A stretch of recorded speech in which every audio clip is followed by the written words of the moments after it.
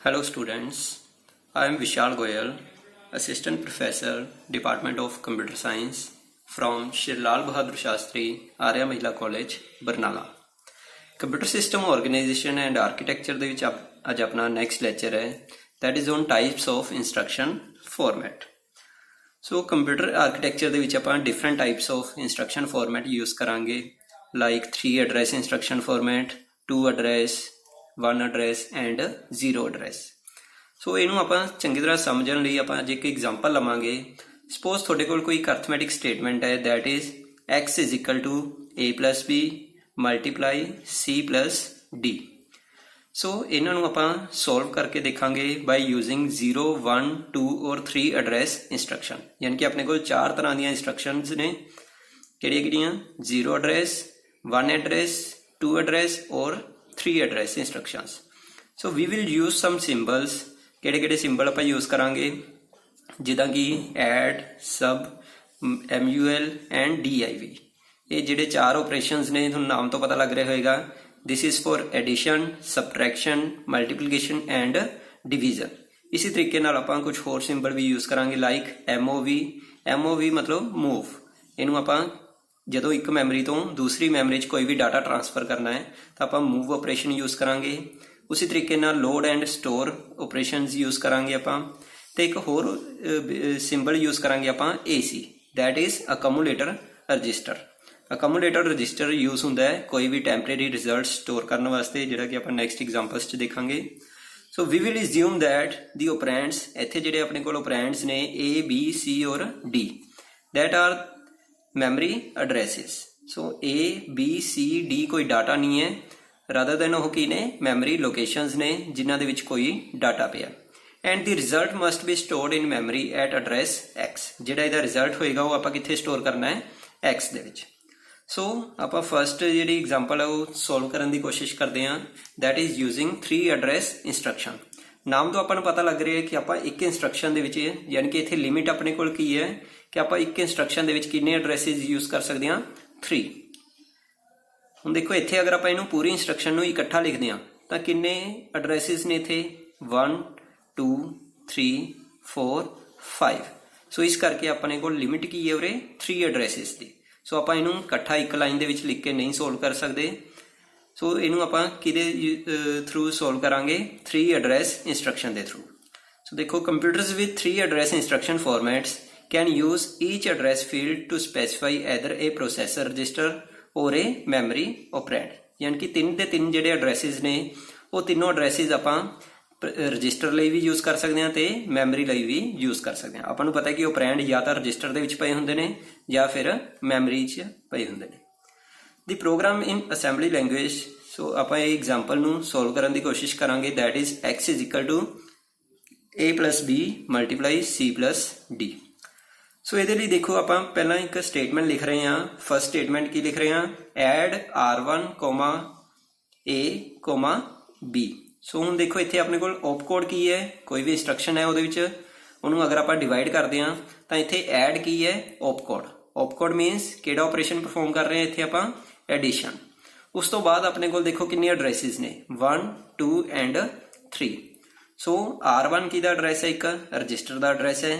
A ਤੇ B ਕੀ ਨੇ memory ਐਡਰੈਸਿਸ ਨੇ. ਸੋ ਇੱਥੇ ਆਪਣੇ ਕੋਲ ਕੰਡੀਸ਼ਨ ਵੀ ਸੈਟਿਸਫਾਈ ਹੋ ਰਹੀ ਹੈ ਕਿ ਆਪਾਂ 3 ਐਡਰੈਸ ਯੂਜ਼ ਕਰ ਸਕਦੇ ਹਾਂ, ਇਸ ਤੋਂ ਜ਼ਿਆਦਾ ਨਹੀਂ ਯੂਜ਼ ਕਰ ਸਕਦੇ. ਸੋ ਇਹਦਾ ਮੀਨਿੰਗ ਕੀ ਹੈ ਇਹ ਸਟੇਟਮੈਂਟ ਦਾ ਐਡ r1, a, b ਦਾ ਮੀਨਿੰਗ ਕੀ ਹੈ.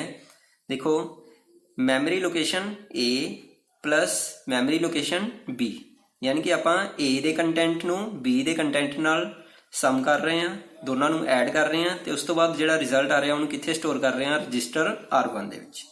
ਸੋ ਇਹਦਾ ਮਤਲਬ ਕੀ ਹੈ ਐਡ A ਤੇ B ਨੂੰ ਐਡ ਕਰ ਰਹੇ ਹਾਂ ਆਪਾਂ ਜੋ ਵੀ ਉਹਨਾਂ ਦਾ ਕੰਟੈਂਟ ਹੈ ਤੇ ਉਹਨੂੰ ਸਟੋਰ ਕਿੱਥੇ ਕਰ ਰਹੇ ਹਾਂ r1 ਦੇ ਵਿੱਚ. ਨੈਕਸਟ ਹੈ ਇਸ ਤਰੀਕੇ ਨਾਲ ਐਡ r2, c, d. ਇਹਦਾ ਮਤਲਬ ਕੀ ਹੋਇਆ ਕਿ ਜੋ C ਦੀ ਮੈਮਰੀ ਦਾ ਕੰਟੈਂਟ ਹੈ ਤੇ ਜੋ D ਦੀ ਮੈਮਰੀ ਦਾ ਕੰਟੈਂਟ ਹੈ ਦੋਨਾਂ ਨੂੰ ਐਡ ਕੀਤਾ ਤੇ ਉਹ ਦੋਨਾਂ ਨੂੰ ਆਪਾਂ ਉਹਨੂੰ ਐਡ ਕਰਕੇ ਜੋ ਰਿਜ਼ਲਟ ਆਇਆ ਉਹ ਕਿੱਥੇ ਸਟੋਰ ਕਰਤਾ r2 ਦੇ ਵਿੱਚ. ਸੋ ਇਹਦੇ ਨਾਲ ਆਪਣੇ ਕੋਲ ਦੇਖੋ a plus b ਸੋਲਵ ਹੋ ਕੇ ਆ ਗਿਆ r1 ਦੇ ਵਿੱਚ, c plus d ਸੋਲਵ ਹੋ ਕੇ ਆ ਗਿਆ r2 ਦੇ ਵਿੱਚ. ਨੈਕਸਟ ਆਪਾਂ ਕੀ ਕਰਨਾ ਹੈ ਦੋਨਾਂ ਨੂੰ ਮਲਟੀਪਲਾਈ ਕਰਨਾ ਹੈ ਤੇ ਕਿਹਦੇ ਵਿੱਚ ਰਿਜ਼ਲਟ ਸਟੋਰ ਕਰਨਾ ਹੈ x ਦੇ ਵਿੱਚ. ਸੋ ਨੈਕਸਟ ਆਪਾਂ ਯੂਜ਼ ਕਰ ਰਹੇ ਹਾਂ code MUL that is multiply। ਹੁਣ ਦੇਖੋ x R1 R2 x ਕੀ ਹੈ ਉਰੇ, ਇੱਕ ਮੈਮਰੀ ਲੋਕੇਸ਼ਨ ਦਾ ਐਡਰੈਸ ਹੈ, R1 ਤੇ R2 ਕੀ ਨੇ, ਰਜਿਸਟਰ ਦੇ ਐਡਰੈਸਿਸ ਨੇ। ਸੋ 3 ਐਡਰੈਸ ਯੂਜ਼ ਕਰ ਰਹੇ ਹਾਂ ਤੇ ਇੱਕ of code. So 3 address instruction ਦੇ ਵਿੱਚ ਆਪਾਂ 3 ਐਡਰੈਸਿਸ ਯੂਜ਼ ਕਰ ਸਕਦੇ ਹਾਂ। ਸੋ ਇੱਥੇ ਹੁਣ ਕੀ ਹੋ ਰਿਹਾ ਹੈ ਪਾਰਟਿਕੂਲਰ ਸਟੇਟਮੈਂਟ ਦੇ ਵਿੱਚ, R1 ਤੇ R2 ਨੂੰ ਆਪਾਂ ਮਲਟੀਪਲਾਈ ਕਰ ਰਹੇ ਹਾਂ ਜੋ ਵੀ ਉਹਨਾਂ ਦਾ ਕੰਟੈਂਟ ਸੀ, ਯਾਨੀ ਕਿ R1 ਦੇ ਵਿੱਚ ਕੀ ਕੰਟੈਂਟ ਸੀ A+B, R2 ਦੇ ਵਿੱਚ ਕੀ ਕੰਟੈਂਟ ਹੈ C+D। ਉਹਨਾਂ ਦੋਨਾਂ ਨੂੰ ਆਪਾਂ ਮਲਟੀਪਲਾਈ ਕੀਤਾ ਤੇ ਉਹਦਾ ਰਿਜ਼ਲਟ ਕਿੱਥੇ ਸਟੋਰ ਹੋ ਗਿਆ X ਦੇ ਵਿੱਚ, ਯਾਨੀ ਕਿ ਮੈਮਰੀ ਲੋਕੇਸ਼ਨ ਆਫ X। ਸੋ ਇੱਥੇ ਆਪਾਂ ਅਸਿਊਮ ਕਰਕੇ ਚੱਲ ਰਹੇ ਹਾਂ ਕਿ R1 ਤੇ R2 ਕੀ ਨੇ, ਰਜਿਸਟਰਸ ਨੇ, ਤੇ MA ਕੀ ਨੂੰ ਡਿਨੋਟ ਕਰ ਰਿਹਾ ਹੈ, operand at memory address symbolized by A, ਯਾਨੀ ਕਿ A ਜਿਹੜੀ ਮੈਮਰੀ ਨੂੰ ਰਿਪਰੈਜ਼ੈਂਟ ਕਰ ਰਿਹਾ ਹੈ ਉਹਦੀ ਵੈਲਿਊ, ਯਾਨੀ ਕਿ A ਦੇ ਉੱਤੇ ਜਿਹੜੀ ਵੀ ਵੈਲਿਊ ਹੈ, ਇੱਥੇ B ਦੀ ਜਿਹੜੀ ਵੈਲਿਊ ਹੈ, C ਦੀ ਜਿਹੜੀ ਵੈਲਿਊ ਹੈ ਤੇ D ਦੀ ਜਿਹੜੀ ਵੈਲਿਊ। ਸੋ ਇਸ ਤਰੀਕੇ ਨਾਲ 3 ਐਡਰੈਸ ਇੰਸਟਰਕਸ਼ਨ ਦੇ ਵਿੱਚ ਆਪਾਂ ਨੂੰ ਕੀ ਫੈਸਿਲਿਟੀ ਮਿਲ ਰਹੀ ਹੈ ਕਿ ਆਪਾਂ 3 ਐਡਰੈਸਿਸ ਯੂਜ਼ ਕਰ ਸਕਦੇ ਹਾਂ। ਉਹ ਐਡਰੈਸ ਕਿਸੇ ਰਜਿਸਟਰ ਦਾ ਵੀ ਹੋ ਸਕਦਾ ਹੈ ਤੇ ਉਹ ਐਡਰੈਸ ਕਿਸੇ ਮੈਮਰੀ ਦਾ ਵੀ ਹੋ ਸਕਦਾ ਹੈ। ਸੋ ਨੈਕਸਟ ਆਪਾਂ ਨੈਕਸਟ ਐਗਜ਼ਾਮਪਲ ਹੈ, ਨੈਕਸਟ ਜਿਹੜੀ ਇੰਸਟਰਕਸ਼ਨ ਦੀ ਟਾਈਪ ਹੈ that is 2 address instructions.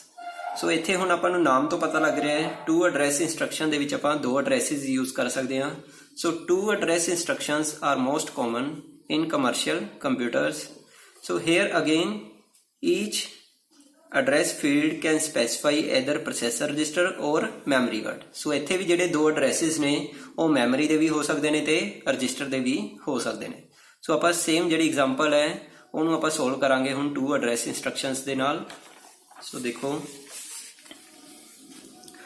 2 address instruction ਦੇ ਵਿੱਚ ਆਪਾਂ ਸੇਮ ਇਹੀ ਐਗਜ਼ਾਮਪਲ ਨੂੰ ਸੋਲਵ ਕਰਨ ਦੀ ਕੋਸ਼ਿਸ਼ ਕਰਦੇ ਹਾਂ, that is x is equal to A+B multiply by C+D। So ਇੱਥੇ ਹੁਣ ਆਪਾਂ ਲਿਮਿਟ ਆਪਣੇ ਕੋਲ ਕਿ ਆਪਾਂ 2 ਹੀ ਐਡਰੈਸ ਯੂਜ਼ ਕਰ ਸਕਦੇ ਹਾਂ। ਸੋ ਇਹਦੇ ਲਈ ਆਪਾਂ ਕਿਹੜਾ ਸਿਸਟਮ ਫੋਲੋ ਕਰਾਂਗੇ, ਤਾਂ ਦੇਖੋ ਸਭ ਤੋਂ ਪਹਿਲਾਂ ਫਸਟ ਆਪਾਂ ਕੀ ਕਰ ਰਹੇ ਹਾਂ, ਮੂਵ R1, A। ਹੁਣ ਇੱਥੇ ਦੇਖੋ 2 ਐਡਰੈਸਿਸ ਨੇ ਆਪਣੇ ਕੋਲ R1 ਐਂਡ A। R1 ਇੱਕ ਰਜਿਸਟਰ ਦਾ ਐਡਰੈਸ ਹੈ ਤੇ A ਇੱਕ ਮੈਮਰੀ ਦਾ ਐਡਰੈਸ ਹੈ ਤੇ ਓਪ ਕੋਡ ਆਪਣੇ ਕੋਲ ਕੀ ਹੈ ਮੂਵ, ਯਾਨੀ ਕਿ ਇੱਥੇ ਆਪਾਂ ਆਪਰੇਸ਼ਨ ਪਰਫਾਰਮ ਕਰ ਰਹੇ ਹਾਂ ਮੂਵ ਦਾ। ਮੂਵ ਆਪਰੇਸ਼ਨ ਦਾ ਮਤਲਬ ਕੀ ਹੈ ਕਿ ਆਪਾਂ A ਦੇ ਵਿੱਚ ਜਿਹੜੀ ਵੈਲਿਊ ਹੈ ਉਹਨੂੰ ਕਿੱਥੇ ਮੂਵ ਕਰਨਾ ਹੈ R1 ਦੇ ਵਿੱਚ। ਸੋ ਇਹਨੂੰ ਆਪਾਂ ਇੱਦਾਂ ਡਿਨੋਟ ਕਰ ਸਕਦੇ ਹਾਂ ਕਿ A ਦੀ ਮੈਮਰੀ ਦੇ ਉੱਤੇ ਜਿਹੜਾ ਵੀ ਕੰਟੈਂਟ ਪਿਆ ਹੈ ਉਹਨੂੰ ਆਪਾਂ ਕਿੱਥੇ ਮੂਵ ਕੀਤਾ R1 ਦੇ ਵਿੱਚ। ਸੋ R1 ਦੇ ਵਿੱਚ ਕੀ ਆ ਗਿਆ ਹੁਣ ਜੋ A ਦੀ ਵੈਲਿਊ ਹੈ। ਨੈਕਸਟ ਆਪਾਂ ਲਿਖਿਆ ਐਡ R1, B। ਹੁਣ ਇਹਦਾ ਮਤਲਬ ਕੀ ਹੈ, ਇੱਥੇ ਵੀ ਦੇਖੋ 2 ਐਡਰੈਸ ਯੂਜ਼ ਹੋ ਰਹੇ ਨੇ ਆਪਣੇ ਕੋਲ ਕਿਉਂਕਿ ਆਪਣਾ 2 ਐਡਰੈਸ ਇੰਸਟਰਕਸ਼ਨ ਹੈ, ਇਸ ਕਰਕੇ ਆਪਾਂ 2 ਤੋਂ ਜ਼ਿਆਦਾ ਐਡਰੈਸ ਯੂਜ਼ ਨਹੀਂ ਕਰ ਸਕਦੇ।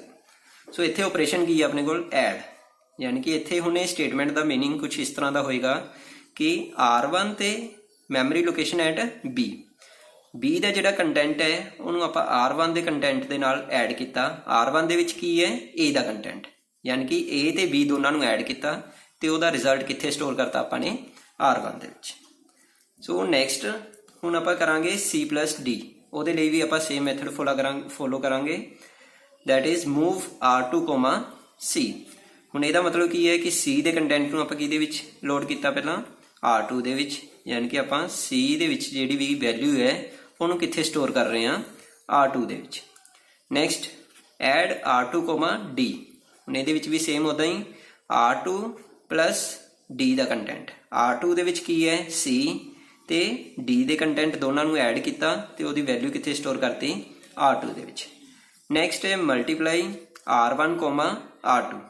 ਮਲਟੀਪਲਾਈ R1 ਐਂਡ R2 ਦੋਨਾਂ ਨੂੰ ਆਪਾਂ ਮਲਟੀਪਲਾਈ ਕੀਤਾ। R1 ਦੇ ਵਿੱਚ ਕੀ ਹੈ A+B, R2 ਦੇ ਵਿੱਚ ਕੀ ਸੀ C+D। ਸੋ ਦੋਨਾਂ ਨੂੰ ਮਲਟੀਪਲਾਈ ਕੀਤਾ ਤੇ ਉਹਦਾ ਰਿਜ਼ਲਟ ਕਿੱਥੇ ਸਟੋਰ ਹੋ ਗਿਆ R1 ਦੇ ਵਿੱਚ, ਯਾਨੀ ਕਿ ਹੁਣ ਆਪਣੇ ਕੋਲ ਇਸ ਚੀਜ਼ ਕਿਸ ਦੇ ਵਿੱਚ ਆ ਗਈ R1 ਦੇ ਵਿੱਚ। ਨੈਕਸਟ ਹੁਣ ਆਪਾਂ ਰਿਜ਼ਲਟ ਕਿੱਥੇ ਸਟੋਰ ਕਰਵਾਉਣਾ ਹੈ X ਦੇ ਵਿੱਚ। ਸੋ ਇਸ ਕਰਕੇ ਆਪਾਂ ਅਗੇਨ ਮੂਵ ਆਪਰੇਸ਼ਨ ਪਰਫਾਰਮ ਕਰਾਂਗੇ, ਮੂਵ X, R1, ਯਾਨੀ ਕਿ R1 ਦੀ ਜਿਹੜੀ ਵੈਲਿਊ ਹੈ ਉਹਨੂੰ ਆਪਾਂ ਕਿੱਥੇ ਸਟੋਰ ਕਰਨਾ ਹੈ X ਦੇ ਵਿੱਚ। ਸੋ ਇਹਨੂੰ ਆਪਾਂ ਕਿਵੇਂ ਡਿਨੋਟ ਕਰ ਸਕਦੇ ਹਾਂ, R1 ਦੀ ਜਿਹੜੀ ਵੈਲਿਊ ਹੈ ਉਹ ਕਿੱਥੇ ਆ ਗਈ X ਦੇ ਵਿੱਚ। ਸੋ ਇਸ ਤਰੀਕੇ ਨਾਲ 2 ਐਡਰੈਸ ਇੰਸਟਰਕਸ਼ਨ ਜਿਹੜੀ ਕਿ ਕਾਫੀ ਪਪੂਲਰ ਹੈ, ਮੋਸਟਲੀ ਇਹੀ ਯੂਜ਼ ਹੋ ਰਹੀ ਹੈ ਸਿਸਟਮਸ ਦੇ ਵਿੱਚ। ਸੋ 2 ਐਡਰੈਸ ਇੰਸਟਰਕਸ਼ਨਸ 'ਚ ਆਪਾਂ 2 ਐਡਰੈਸ ਯੂਜ਼ ਕਰ ਸਕਦੇ ਹਾਂ। ਤੇ ਉਹ ਦੋਨੋਂ ਐਡਰੈਸ ਕਿਸੇ ਦੇ ਵੀ ਹੋ ਸਕਦੇ ਨੇ, ਰਜਿਸਟਰ ਦਾ ਵੀ ਹੋ ਸਕਦਾ ਤੇ ਮੈਮਰੀ ਦਾ ਵੀ ਹੋ ਸਕਦਾ। ਇਸੇ ਤਰੀਕੇ ਨਾਲ ਹੁਣ ਨੈਕਸਟ ਜਿਹੜੀ ਟਾਈਪ ਹੈ that is one address instruction.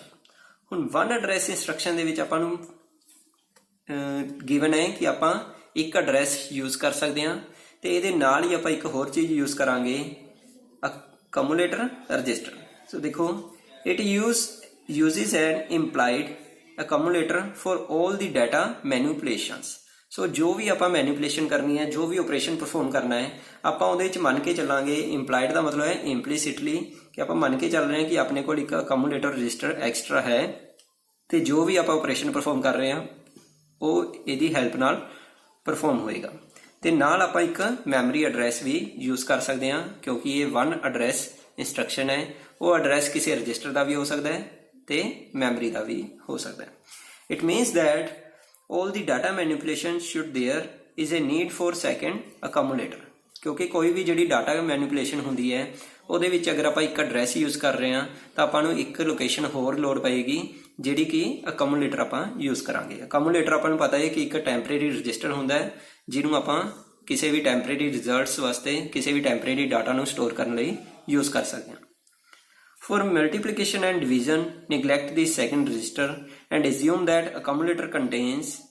ਸੋ ਇਹਦਾ ਮਤਲਬ ਕੀ ਹੈ ਕਿ ਆਪਾਂ ਜੋ ਵੀ ਆਪਰੇਸ਼ਨ ਪਰਫਾਰਮ ਕਰਾਂਗੇ, ਹੁਣ ਮਲਟੀਪਲੀਕੇਸ਼ਨ ਅਗਰ ਆਪਾਂ ਆਪਰੇਸ਼ਨ ਪਰਫਾਰਮ ਕਰ ਰਹੇ ਹਾਂ, ਮਲਟੀਪਲੀਕੇਸ਼ਨ ਜਾਂ ਐਡੀਸ਼ਨ, ਉਹਦੇ ਵਿੱਚ ਆਪਾਂ ਨੂੰ ਪਤਾ ਹੈ ਕਿ 2 ਆਪਰੈਂਡ ਚਾਹੀਦੇ ਹੁੰਦੇ ਆ, ਬਟ ਆਪਾਂ ਇੱਥੇ 2 ਐਡਰੈਸ ਹੀ ਯੂਜ਼ ਨਹੀਂ ਕਰ ਸਕਦੇ, ਸਿਰਫ ਇੱਕ ਐਡਰੈਸ ਹੀ ਯੂਜ਼ ਕਰ ਸਕਦੇ ਹਾਂ।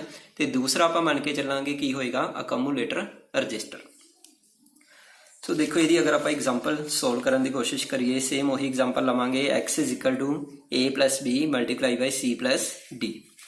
ਸੋ ਇੱਥੇ ਵਨ ਐਡਰੈਸ ਇੰਸਟਰਕਸ਼ਨ ਦੇ ਵਿੱਚ ਆਪਾਂ ਨੂੰ ਪਤਾ ਕਿ ਇੱਕ ਐਡਰੈਸ ਯੂਜ਼ ਕਰਾਂਗੇ ਤੇ ਦੂਸਰਾ ਆਟੋਮੈਟਿਕਲੀ ਕਿਹੜਾ ਹੋਏਗਾ, accumulator ਰਜਿਸਟਰ। ਸੋ ਫਸਟ ਆਪਾਂ ਸਟੇਟਮੈਂਟ ਜਿਹੜੀ ਯੂਜ਼ ਕਰ ਰਹੇ ਹਾਂ, ਲੋਡ a। ਹੁਣ ਲੋਡ ਕੀ ਹੈ, ਇੱਕ op ਕੋਡ ਹੈ, ਆਪਰੇਸ਼ਨ ਹੈ। a ਕੀ ਹੈ, ਮੈਮਰੀ ਲੋਕੇਸ਼ਨ। ਤੇ ਹੁਣ ਲੋਡ a ਦਾ ਮਤਲਬ ਕੀ ਹੈ ਕਿ a ਦੀ ਵੈਲਿਊ ਨੂੰ ਲੋਡ ਕੀਤਾ ਜਾਵੇ। ਕਿੱਥੇ ਲੋਡ ਕੀਤਾ ਜਾਵੇ ਉਹ ਆਪਾਂ ਕੀ ਮੰਨ ਕੇ ਚੱਲਾਂਗੇ, accumulator। ਸੋ ਇਹਨੂੰ ਆਪਾਂ ਕਿਵੇਂ ਡਿਨੋਟ ਕਰਾਂਗੇ ਕਿ a ਦਾ ਜਿਹੜਾ ਕੰਟੈਂਟ ਹੈ ਉਹ ਆਪਾਂ ਕਿੱਥੇ ਲੋਡ ਕਰ ਲਿਆ, accumulator ਦੇ ਵਿੱਚ। ਯਾਨੀ ਕਿ accumulator, ਸਪੋਜ਼ ਕਰੋ a ਦੀ ਵੈਲਿਊ ਹੈ 20, ਤਾਂ ਇਹਦਾ ਮਤਲਬ ਹੁਣ accumulator ਜਿਹੜਾ ਰਜਿਸਟਰ ਹੈ ਉਹਦੇ ਵਿੱਚ ਕਿੰਨੀ ਵੈਲਿਊ ਆ ਗਈ, 20। Next add b। ਇਹਦਾ ਮਤਲਬ ਕੀ ਹੈ, ਐਡ ਇੱਕ ਆਪਰੇਸ਼ਨ ਹੈ, b ਇੱਕ ਮੈਮਰੀ ਲੋਕੇਸ਼ਨ ਹੈ। ਇਹਦਾ ਮਤਲਬ ਕਿ b ਨੂੰ ਐਡ ਕੀਤਾ ਜਾਵੇ, ਕਿਹਦੇ ਨਾਲ ਐਡ ਕੀਤਾ ਜਾਵੇ, accumulator ਨਾਲ, ਕਿਉਂਕਿ accumulator ਆਪਾਂ ਇਹਦੇ ਵਿੱਚ ਇੰਪਲੀਸਿਟ ਮੰਨ ਕੇ ਚੱਲ ਰਹੇ ਹਾਂ ਕਿ ਜਿਹੜਾ ਦੂਸਰਾ ਆਪਰੈਂਡ ਹੋਏਗਾ ਉਹ ਕੀ ਹੋਏਗਾ, accumulator। ਸੋ ਜਿਹੜਾ b ਦਾ ਕੰਟੈਂਟ ਹੈ ਉਹਨੂੰ accumulator ਨਾਲ ਐਡ ਕੀਤਾ ਜਾਵੇ ਤੇ ਉਹਦਾ ਜਿਹੜਾ ਰਿਜ਼ਲਟ ਆ ਰਿਹਾ ਉਹ ਵੀ ਕਿੱਥੇ ਸਟੋਰ ਕੀਤਾ ਜਾਵੇ, accumulator 'ਚ। ਹੁਣ ਸਪੋਜ਼ ਕਰੋ b ਦੀ ਜਿਹੜੀ ਵੈਲਿਊ ਹੈ ਦੈਟ ਇਜ਼ 10, ਤਾਂ ਹੁਣ 10 ਨੂੰ ਆਪਾਂ ਕਿਹਦੇ ਨਾਲ ਐਡ ਕਰਨਾ ਹੈ, accumulator ਨਾਲ। ਯਾਨੀ ਕਿ 10 + 20 ਤਾਂ ਕਿੰਨਾ ਰਿਜ਼ਲਟ ਬਣ ਗਿਆ, 30। ਤੇ ਉਹ 30 ਆਪਾਂ ਕਿੱਥੇ ਸਟੋਰ ਕਰਾਂਗੇ, accumulator ਦੇ ਵਿੱਚ। ਸੋ accumulator ਦੀ ਵੈਲਿਊ ਕਿੰਨੀ ਹੋ ਗਈ, 30। ਨੈਕਸਟ ਹੈ ਸਟੋਰ t। ਹੁਣ ਸਟੋਰ ਦਾ ਮਤਲਬ ਕੀ ਹੈ ਕਿ ਵੈਲਿਊ ਨੂੰ ਕਿੱਥੇ ਸਟੋਰ ਕੀਤਾ ਜਾਵੇ, t ਮੈਮਰੀ ਲੋਕੇਸ਼ਨ ਦੇ ਵਿੱਚ। t ਇੱਕ ਟੈਂਪਰੇਰੀ ਆਪਾਂ ਮੈਮਰੀ ਲੋਕੇਸ਼ਨ ਯੂਜ਼ ਕਰ ਰਹੇ ਹਾਂ, ਯਾਨੀ ਕਿ ਇੱਕ ਆਪਣੇ ਕੋਲ t ਅਨਦਰ ਮੈਮਰੀ ਹੈ ਟੈਂਪਰੇਰੀ ਜਿੱਥੇ ਆਪਾਂ ਕੋਈ ਵੀ ਵੈਲਿਊ ਸਟੋਰ ਕਰਾਂਗੇ। ਹੁਣ ਸਟੋਰ ਦਾ ਮਤਲਬ ਕੀ ਹੈ ਕਿ ਵੈਲਿਊ ਨੂੰ ਸਟੋਰ ਕੀਤਾ ਜਾਵੇ t 'ਚ, ਬਟ ਕਿਹੜੀ ਵੈਲਿਊ ਨੂੰ ਸਟੋਰ ਕੀਤਾ ਜਾਵੇ ਉਹ ਆਪਾਂ ਕੀ ਮੰਨ ਕੇ ਚੱਲਾਂਗੇ, accumulator ਦੀ ਵੈਲਿਊ। ਯਾਨੀ ਕਿ accumulator 'ਚ ਜਿਹੜੀ ਵੈਲਿਊ ਹੈ 30 ਉਹ ਕਿੱਥੇ ਸਟੋਰ ਕਰਤੀ ਆਪਾਂ ਨੇ, t ਦੇ ਵਿੱਚ। ਨੈਕਸਟ ਹੁਣ c + d ਪਰਫਾਰਮ ਕਰਾਂਗੇ ਸੇਮ ਇਸੀ ਪੈਟਰਨ ਦੇ ਉੱਤੇ। ਲੋਡ c, ਯਾਨੀ ਕਿ c ਨੂੰ ਲੋਡ ਕੀਤਾ ਜਾਵੇ ਕਿਹਦੇ ਵਿੱਚ, accumulator 'ਚ।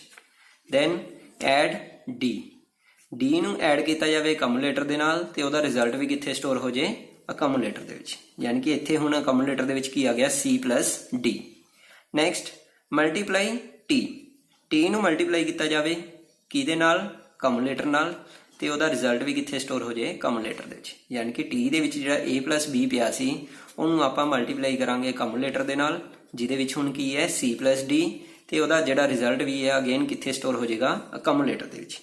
ਲਾਸਟ ਦੇ ਵਿੱਚ ਆਪਰੇਸ਼ਨ ਹੁਣ ਆਪਾਂ ਨੇ ਕੀ ਪਰਫਾਰਮ ਕਰਨਾ ਹੈ ਕਿ ਜਿਹੜੀ ਹੁਣ ਨੈਕਸਟ ਵੈਲਿਊ ਆਈ ਹੈ ਟੋਟਲ ਆਪਣੇ ਕੋਲ ਉਹ ਆਪਾਂ ਕਿੱਥੇ ਸਟੋਰ ਕਰਨੀ ਹੈ, x ਦੇ ਵਿੱਚ। ਸੋ ਸਟੋਰ x ਦੇ ਵਿੱਚ ਵੈਲਿਊ ਸਟੋਰ ਕਰਨੀ ਹੈ, ਕਿਹੜੀ ਸਟੋਰ ਕਰਾਂਗੇ, accumulator ਦੇ ਵਿੱਚ। ਯਾਨੀ ਕਿ ਜਿਹੜੀ ਹੁਣ ਵੈਲਿਊ ਟੋਟਲ ਆਈ ਹੈ ਆਪਣੇ ਕੋਲ ਕੈਲਕੂਲੇਟ ਕਰਕੇ ਉਹ ਕਿੱਥੇ ਸਟੋਰ ਹੋ ਗਈ, x ਦੇ ਵਿੱਚ। ਸੋ ਇਹਦੇ ਨਾਲ ਆਪਣਾ ਕੀ ਪਰਫਾਰਮ ਹੋ ਰਿਹਾ ਹੈ, x is equal to A plus B multiply by C plus D। ਸੋ ਇਸ ਤਰੀਕੇ ਨਾਲ ਆਪਾਂ ਵਨ ਐਡਰੈਸ ਇੰਸਟਰਕਸ਼ਨ ਦੇ ਵਿੱਚ ਇਸ ਨੂੰ ਇਸ ਤਰੀਕੇ ਨਾਲ ਸੋਲਵ ਕਰ ਸਕਦੇ ਹਾਂ ਕਿ ਆਪਾਂ ਵਨ ਮੈਮਰੀ ਲੋਕੇਸ਼ਨ ਯੂਜ਼ ਕਰ ਰਹੇ ਹਾਂ ਤੇ ਉਹਦੇ ਨਾਲ ਸੈਕਿੰਡ ਓਪਰੈਂਡ ਕੀ ਮੰਨ ਕੇ ਚੱਲ ਰਹੇ ਹਾਂ, ਅਕਮੂਲੇਟਰ। ਉਸ ਤੋਂ ਬਾਅਦ ਨੈਕਸਟ ਜਿਹੜੀ ਲਾਸਟ ਟਾਈਪ ਹੈ that is zero address instruction. Zero address instruction ਦੇ ਵਿੱਚ ਹੁਣ ਕੀ ਹੈ ਕਿ ਆਪਾਂ ਕੋਈ ਵੀ ਐਡਰੈਸ ਯੂਜ਼ ਨਹੀਂ ਕਰਾਂਗੇ, ਬਟ ਉਹ ਜਿਹੜੀ ਲਿਮਿਟੇਸ਼ਨ ਹੈ ਉਹ ਕਿਹਦੇ ਉੱਤੇ ਹੈ, ਐਡ ਔਰ ਮਲਟੀਪਲੀਕੇਸ਼ਨ ਆਪਰੇਸ਼ਨ ਦੇ ਉੱਤੇ। ਯਾਨੀ ਕਿ ਸਟੈਕ ਆਰਗੇਨਾਈਜ਼ਡ ਕੰਪਿਊਟਰ ਜਿਹੜਾ ਜ਼ੀਰੋ ਐਡਰੈਸ ਇੰਸਟਰਕਸ਼ਨ ਹੈ ਉਹ ਕਿੱਥੇ ਯੂਜ਼ ਹੁੰਦਾ ਹੈ, ਜਿਹੜੇ ਕੰਪਿਊਟਰਸ ਦੇ ਵਿੱਚ ਸਟੈਕ ਯੂਜ਼ ਹੁੰਦਾ ਹੈ। ਸਟੈਕ ਆਪਾਂ ਹੁਣੀ ਦੱਸਦੇ ਹਾਂ ਕੀ ਹੈ। So a stack organized computer doesn't use an address field for instruction add and multiplication। यानी कि addition और multiplication instruction वास्ते ਇਹਦੇ ਵਿੱਚ ਕੋਈ ਵੀ address ਆਪਾਂ use ਨਹੀਂ ਕਰਾਂਗੇ। So stack ਦੇ ਵਿੱਚ basically ਦੋ operation ਕਾਫੀ popular use ਹੁੰਦੇ ਆ, push and pop। So ਇਹਦੇ ਲਈ ਪਹਿਲਾਂ ਆਪਾਂ ਦੇਖਦੇ ਹਾਂ ਕਿ stack ਕੀ ਹੁੰਦਾ ਹੈ। stack ਇੱਕ memory ਹੈ ਜਿਹਦੇ ਵਿੱਚ ਕੀ ਇੱਕ limitation ਹੁੰਦੀ ਹੈ ਕਿ ਕੋਈ ਵੀ element ਜਿਹੜੇ order ਦੇ ਵਿੱਚ ਆਏਗਾ ਉਹ ਬਾਹਰ ਉਸ ਤੋਂ ਉਲਟੇ ਆਰਡਰ 'ਚ ਜਾਏਗਾ। ਯਾਨੀ ਕਿ ਸਟੈਕ ਦੇ ਵਿੱਚ ਕੀ ਹੁੰਦਾ ਹੈ ਕਿ ਜਿਹੜੀ ਚੀਜ਼ ਸਭ ਤੋਂ ਪਹਿਲਾਂ ਆਈ ਹੈ ਉਹ ਸਭ ਤੋਂ ਬਾਅਦ ਵਿੱਚ ਬਾਹਰ ਜਾਏਗੀ। ਤੇ ਸਟੈਕ 'ਚ ਕਿਸੇ ਚੀਜ਼ ਨੂੰ ਐਂਟਰ ਕਰਨ ਲਈ ਆਪਾਂ ਬੋਲਦੇ ਹਾਂ ਪੁਸ਼, ਤੇ ਕਿਸੇ ਚੀਜ਼ ਨੂੰ ਬਾਹਰ ਕੱਢਣ ਵਾਸਤੇ ਆਪਾਂ ਯੂਜ਼ ਕਰਦੇ ਹਾਂ ਪੌਪ। ਸੋ ਇਹਦੇ ਨਾਲ ਅਗਰ ਆਪਾਂ ਸੇਮ ਇੰਸਟਰਕਸ਼ਨ ਨੂੰ ਅਗਰ ਐਗਜ਼ੀਕਿਊਟ ਕਰੀਏ that is x is equal to a plus b multiply by c plus d। ਤਾਂ ਉਹਦੇ ਵਿੱਚ ਦੇਖੋ ਕਿਵੇਂ ਹੋਏਗਾ। ਸਭ ਤੋਂ ਪਹਿਲਾਂ ਆਪਣੇ ਕੋਲ ਇੰਸਟਰਕਸ਼ਨ ਹੈ ਪੁਸ਼ A। ਪੁਸ਼ ਦਾ ਮਤਲਬ ਕਿ ਸਟੈਕ ਦੇ ਵਿੱਚ ਐਂਟਰ ਕਰੋ, ਕਿਹਨੂੰ ਐਂਟਰ ਕਰੋ, A ਨੂੰ। ਸੋ ਸਪੋਜ਼ ਕਰੋ ਆਪਾਂ ਨੇ ਸਟੈਕ 'ਚ ਐਂਟਰ ਕਰਤਾ A ਨੂੰ, ਤਾਂ ਹੁਣ ਟੌਪ ਆਫ ਦਾ ਸਟੈਕ ਯਾਨੀ ਕਿ ਸਟੈਕ ਦੇ ਟੌਪ ਦੇ ਉੱਤੇ ਕੀ ਹੈ, A। ਨੈਕਸਟ ਹੈ ਪੁਸ਼ B ਦਾ ਮਤਲਬ ਸਟੈਕ ਦੇ ਵਿੱਚ ਅਗੇਨ ਪੁਸ਼ ਕਰੋ, ਕਿਹਨੂੰ ਪੁਸ਼ ਕਰੋ, B ਨੂੰ। ਸੋ ਸਟੈਕ ਦੇ ਵਿੱਚ ਆਪਾਂ ਇੱਕ ਹੋਰ ਐਲੀਮੈਂਟ ਪੁਸ਼ ਕੀਤਾ ਦੈਟ ਇਜ਼ B। ਤਾਂ ਹੁਣ ਟੌਪ ਆਫ ਦਾ ਸਟੈਕ ਕੀ ਹੋ ਗਿਆ, B। ਯਾਨੀ ਕਿ ਅਗਰ ਆਪਾਂ ਬਾਹਰ ਕੱਢਣਾ ਹੈ ਤਾਂ ਹੁਣ ਸਭ ਤੋਂ ਪਹਿਲਾਂ ਕਿਹਨੂੰ ਬਾਹਰ ਕੱਢਾਂਗੇ, B ਨੂੰ। ਨੈਕਸਟ ਆਪਰੇਸ਼ਨ ਆਪਣੇ ਕੋਲ ਐਡ। ਹੁਣ ਦੇਖੋ ਐਡ ਦੇ ਨਾਲ ਆਪਾਂ ਕੋਈ ਵੀ ਮੈਮਰੀ ਲੋਕੇਸ਼ਨ ਨਹੀਂ ਦਿੱਤੀ, ਤਾਂ ਇਹਦਾ ਮਤਲਬ ਐਡ ਆਪਾਂ ਕਿਹਨੂੰ ਕਰਾਂਗੇ, ਸਟੈਕ ਦੇ ਵਿੱਚ ਜਿਹੜੇ ਟੌਪ ਤੇ ਦੋ ਐਲੀਮੈਂਟਸ ਨੇ ਉਹਨਾਂ ਨੂੰ ਐਡ ਕਰਾਂਗੇ। ਸੋ ਸਟੈਕ ਦੇ ਵਿੱਚ ਕਿਹੜੇ ਦੋ ਐਲੀਮੈਂਟਸ ਨੇ ਟੌਪ ਤੇ, B ਐਂਡ A। ਸੋ ਆਪਾਂ ਇਹਨਾਂ ਨੂੰ ਰਿਮੂਵ ਕਰਕੇ ਸਟੈਕ ਦੇ ਵਿੱਚ ਹੁਣ ਕੀ ਆ ਗਿਆ, A plus B। So next ਹੈ ਪੁਸ਼ C। ਸਟੈਕ ਦੇ ਵਿੱਚ ਹੁਣ C ਨੂੰ ਪੁਸ਼ ਕੀਤਾ, ਦੈਨ ਪੁਸ਼ D। ਸਟੈਕ ਦੇ ਵਿੱਚ ਅਗੇਨ D ਨੂੰ ਪੁਸ਼ ਕਰਤਾ। ਉਸ ਤੋਂ ਬਾਅਦ ਹੈ ਆਪਣੇ ਕੋਲ ਐਡ।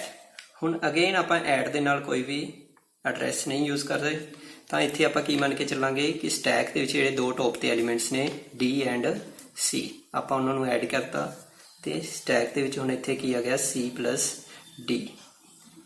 ਸੋ ਨੈਕਸਟ ਹੈ ਮਲਟੀਪਲਾਈ। ਹੁਣ ਮਲਟੀਪਲਾਈ ਦੇ ਨਾਲ ਵੀ ਕੋਈ ਐਲੀਮੈਂਟ ਨਹੀਂ ਹੈ, ਕੋਈ ਐਡਰੈਸ ਨਹੀਂ ਹੈ, ਤਾਂ ਇਹਦਾ ਮਤਲਬ ਸਟੈਕ ਦੇ ਉੱਤੇ ਜਿਹੜੇ ਦੋ ਐਲੀਮੈਂਟ ਨੇ C plus D and A plus B, ਉਹਨਾਂ ਦੋਨਾਂ ਨੂੰ ਆਪਾਂ ਮਲਟੀਪਲਾਈ ਕਰਾਂਗੇ।